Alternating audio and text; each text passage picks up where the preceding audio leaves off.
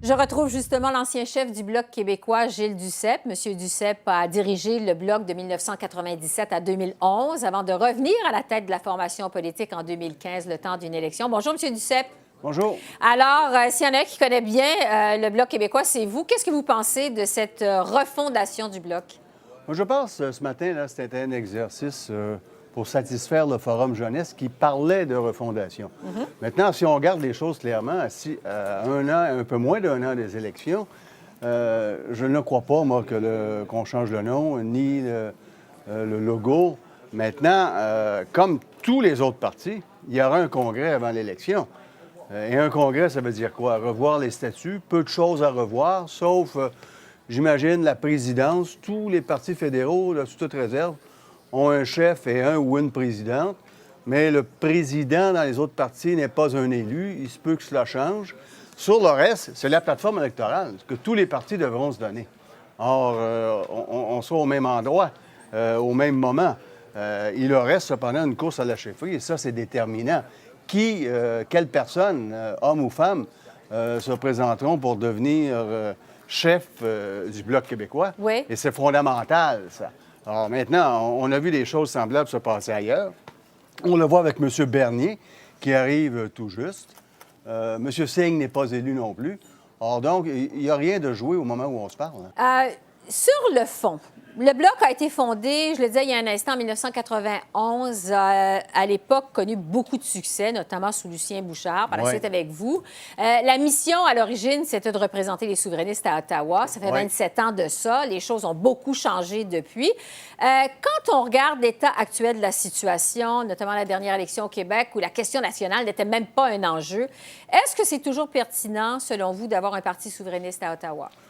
Tout à fait, parce qu'il y a 33-35 des électeurs au Québec qui ont appuyé des partis qui sont souverainistes.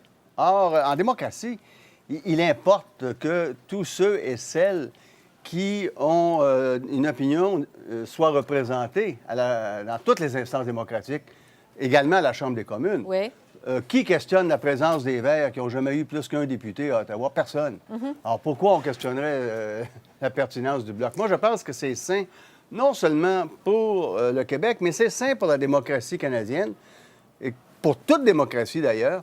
Et c'est pour ça qu'on parle tant de la proportionnelle ici au Québec, par exemple, que les opinions soient représentées afin que les gens ne se disent pas, bien moi, ça ne vaut pas la peine de voter puisque mon opinion ne sera pas défendue dans cette instance qu'est le Parlement ou l'Assemblée nationale. Et d'autant plus que lorsqu'on regarde le portrait politique, ça ne sera pas simple. La question des signes religieux, c'est à l'agenda du gouvernement québécois, ça.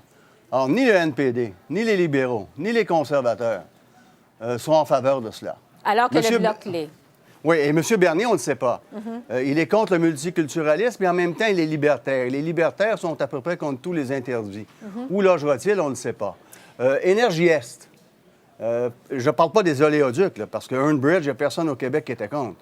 Mais celui-là, Énergie Est, le pétrole qui serait... acheminé vers l'Est. Ben oui, mais il serait ni consommé ni raffiné au Québec. Alors, ça n'a aucun sens.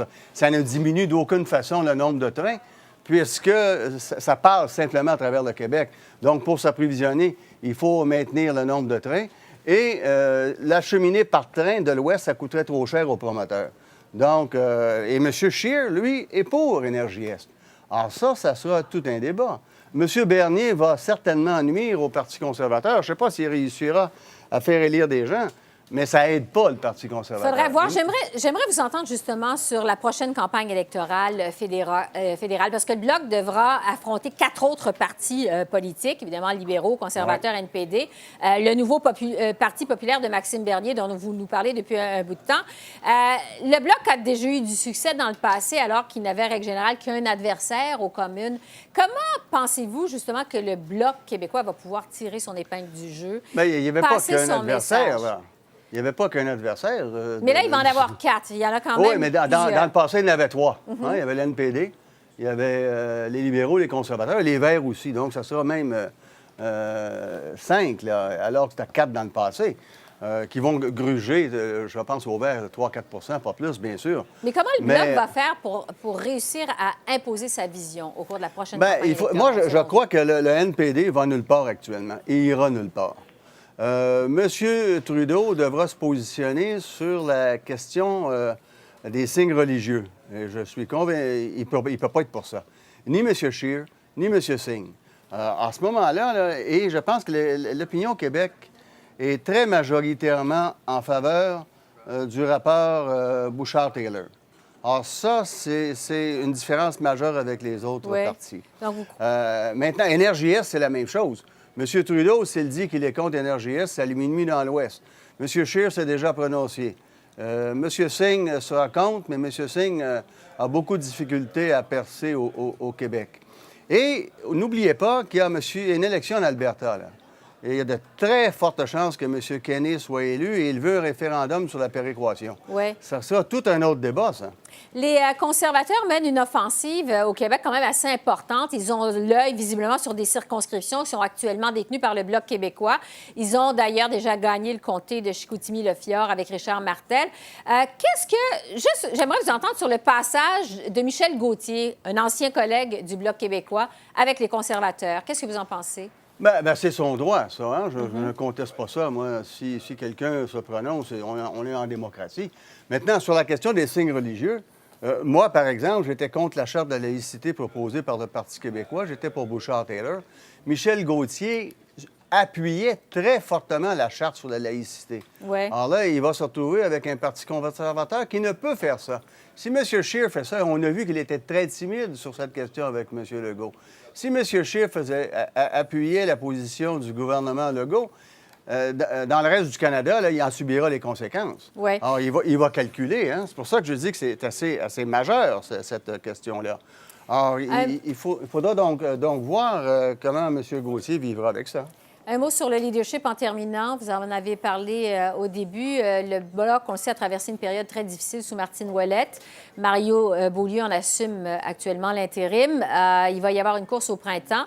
Des rumeurs envoyées à Jean-François Lisée qui a démenti. Quel genre de profil vous voyez à la tête du Bloc québécois, le prochain chef? Je pense que ça prend quelqu'un de connu qui a une certaine expérience politique. Comme qui, par exemple? Je ne le sais pas. Là. Écoutez, il y a beaucoup de députés du Parti québécois qui ont subi la défaite.